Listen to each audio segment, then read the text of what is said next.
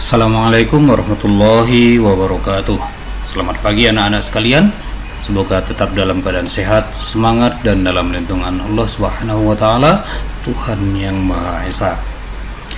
Anak-anak sekalian, pada pagi ini kita belajar tentang konsep dan sejarah pariwisata di dunia dan termasuk di Indonesia. Dan pada topik ini merupakan topik yang pertama yang sebelumnya sudah kalian download, sudah kalian baca, bahkan sudah kalian pahami tentang materi yang kemudian dikombinasikan dengan video dan audio ini. Anak-anak sekalian, dalam materi ini yaitu pariwisata dalam perspektif konsep dan sejarah.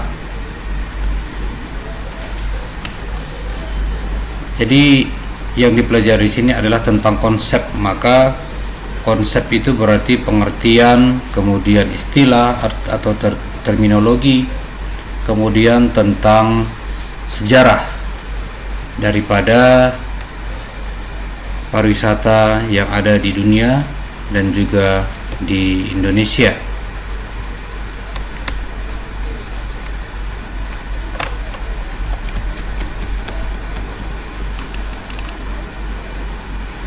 Nah, kalau kita lihat dari slide yang kedua ini, yaitu tentang pengertian dan sejarah pariwisata. Menurut KBBI atau Kamus Besar Bahasa Indonesia, kata wisata merupakan kata kerja yang berarti kepergian bersama-sama dan piknik. Ya, ini di sini ada salah pengetikan, yaitu pengertiannya adalah bepergian bersama-sama dan piknik. Jadi sedangkan kata pari berarti segala atau semua. Karena itu pariwisata merupakan atau dapat diartikan sebagai segala sesuatu yang berhubungan dengan bepergian bersama-sama. Kemudian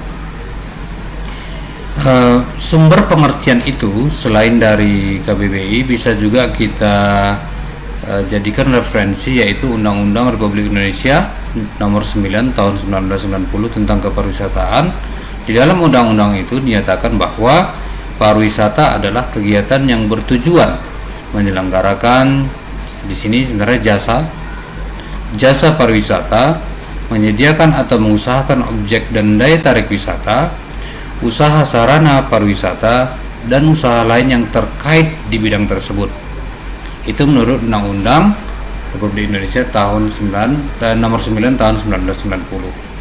Nah, salah satu badan PBB, yaitu Perserikatan Bangsa-Bangsa atau United Nations, salah satu badannya yang mengurusi bidang pariwisata adalah WTO atau WTO, The World Tourism Organization, memberikan definisi tentang wisatawan atau turis sebagai any person residing within a country, irrespective of nationality, traveling to place within this country other than his usual place of residence for a period of not less than 24 hours or one night for a purpose other than the exercise of remunerated activity in the place visited. Dapat diartikan bahwa wisatawan adalah seorang yang tinggal di suatu negara tanpa memandang kebangsaannya, melakukan perjalanan ke tempat di dalam negara yang bukan merupakan tempat tinggalnya, sedikitnya selama 24 jam atau 1 malam, untuk tujuan selain mendapatkan penghasilan di tempat yang dikunjunginya. Nah, ingat di sini ada kata kuncinya, yaitu untuk tujuan selain mendapatkan penghasilan di tempat yang dikunjunginya. Kemudian, adapun tujuan perjalanan atau wisata dapat diklasifikasikan sebagai berikut. Pertama, pesiar atau leisure. Artinya perjalanan yang dilakukan dengan tujuan untuk rekreasi, liburan, kesehatan, studi, keagamaan, atau olahraga. rekreasi dan liburan kita sudah sering saksikan, bahkan sudah sering kita lakukan. Kemudian dalam bidang kesehatan, dalam kesehatan ini ada orang sengaja melakukan perjalanan itu dalam rangka kesehatan, misalnya terapi di pantai, terapi di sungai yang ada batu-batunya, atau terapi di air dingin.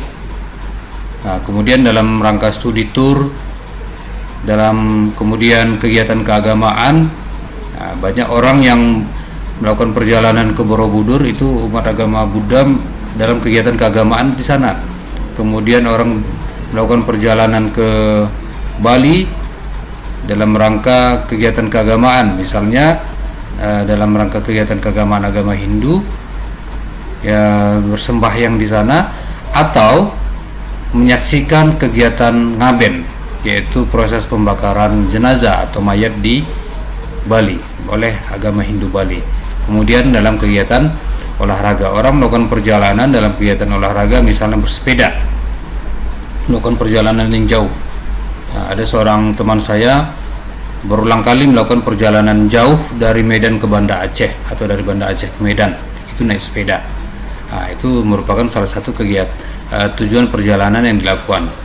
Yang kedua, dalam rangka perdagangan, keluarga, misi, pertemuan, atau dalam bahasa Inggrisnya business, family, mission, and meeting, yang artinya perjalanan dilakukan dengan tujuan menjalin kerjasama perdagangan, kunjungan keluarga, menjalankan misi, dan menghadiri pertemuan. Kemudian dari beberapa sumber terdapat pengertian bahwa pariwisata mempunyai ciri-ciri sebagai berikut. Pertama, perjalanannya bersifat sementara, bukan menetap. Perjalanannya bersifat sementara. Yang kedua, perjalanan dilakukan dari suatu tempat yang bukan tempat asalnya. Nah, misalnya kita tinggal di Binjai, kemudian berkuliah di Jakarta, kemudian dari Jakarta kita berwisata ke Binjai, tidak. Nah, tapi ini perjalanan dari suatu tempat yang bukan tempat asalnya. Misalnya kita dari Binjai, maka kita berwisata ke tempat yang lain. Kemudian yang ketiga, perjalanan dilakukan selalu bertujuan untuk bersenang-senang atau rekreasi, bukan untuk bersedih-sedih atau peperangan. Yang keempat, orang yang melakukan perjalanan bukan bertujuan untuk mencari nafkah di tempat yang dikunjunginya. Inilah pengertian pariwisata, ciri-cirinya ada 4. Kemudian, kepariwisataan adalah segala sesuatu yang berkaitan dengan kegiatan pariwisata. Sering disebut dengan istilah hospitality industry.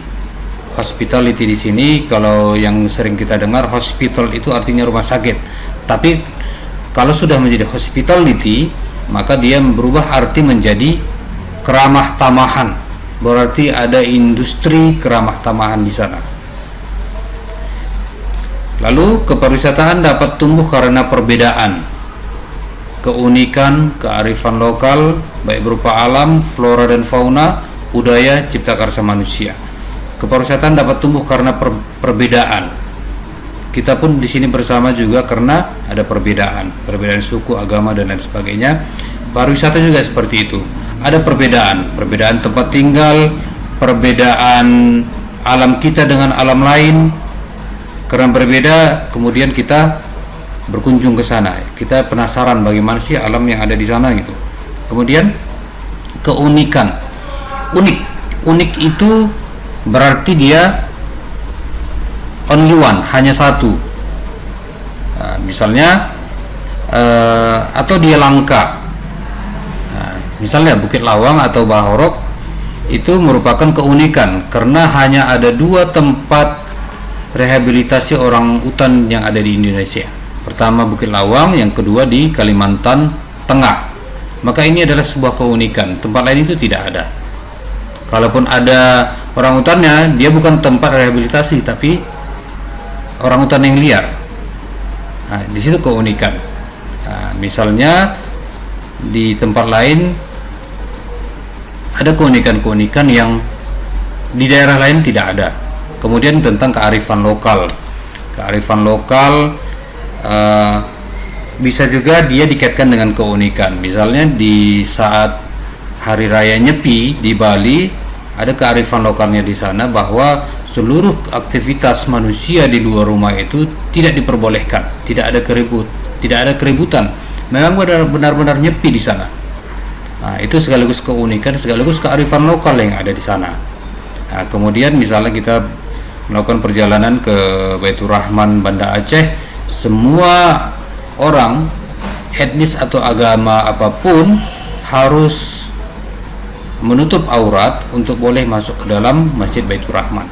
Nah, itu merupakan kearifan lokal, baik berupa alam, flora dan fauna, budaya, kemudian cipta karsa manusia. Cipta karsa yang manusia ini maksudnya adalah tempat wisata yang merupakan hasil karya dari buah pikiran manusia. Di baris terakhir, tanpa perbedaan tersebut kepariwisataan akan tidak menjadi menarik bagi wisatawan. Artinya di sini adalah Tuhan menciptakan perbedaan bagi kita yang kemudian itu menjadi keindahan, perbedaan menjadi keindahan, yaitu differentiates to be beauty. Ya, perbedaan kemudian menjadi keindahan. Itu dari segi konsep dari pariwisata, konsep, istilah, pengertian atau terminologi. Yang kedua, kita masuk ke kedua, yaitu tentang sejarah pariwisata. Nah, dalam sejarah pariwisata ini kita bagi menjadi dua. Yang pertama adalah sejarah pariwisata dunia. Dunia artinya secara global. Kemudian sejarah pariwisata di Indonesia. Ada sejarah pariwisata dunia dan juga ada sejarah pariwisata Indonesia. Yang pertama, sejarah pariwisata dunia. Pada periode tahun 221 sampai 122 sebelum Masehi. Nah, kalau tahun sebelum Masehi ini dia tahunnya dihitung mundur, tidak maju. Kalau Masehi dia dihitung maju mulai tahun 1900 sampai 1910.